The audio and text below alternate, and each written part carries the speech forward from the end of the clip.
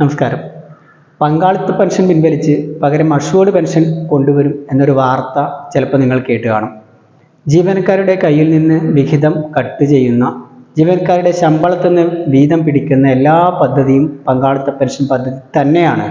അത് NPS ആയാലും, guaranteed pension scheme ആയാലും, യൂണിഫൈഡ് പെൻഷൻ സ്കീം ആയാലും, അഷ്വേർഡ് പെൻഷൻ ആയാലും, ഏത് രീതിയിലുള്ള പെൻഷൻ പേരിട്ട് വിളിച്ചു കഴിഞ്ഞാൽ പോലും ശമ്പളത്തിൽ നിന്ന് പിടിക്കുന്നതിന് പങ്കാളിത്ത പെൻഷൻ പദ്ധതിയായിട്ട് തന്നെയാണ് ഞങ്ങളൊക്കെ കണക്കാക്കുന്നത്.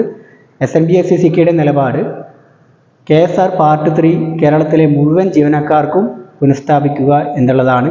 സ്റ്റാറ്റ്യൂട്ടറി പെൻഷൻ തിരിച്ചു കൊണ്ടുവരിക എന്നുള്ളത് തന്നെയാണ്. അതിനു വേണ്ടിയിട്ടുള്ള സമരങ്ങളാണ് ഇതുവരെ ചെയ്തുകൊണ്ടിരുന്നത്. ഇനി അങ്ങോട്ടും NPSനെതിരെയുള്ള പടപൊരുതൽ ഉണ്ടാകും. അതിൽ സമരഭടന്മാരായി കേരളത്തിലെ മുഴുവൻ പങ്കാളിത്ത പെൻഷൻ ജീവനക്കാരും അണിനിരക്കണമെന്ന് അഭ്യർത്ഥിക്കുകയാണ്.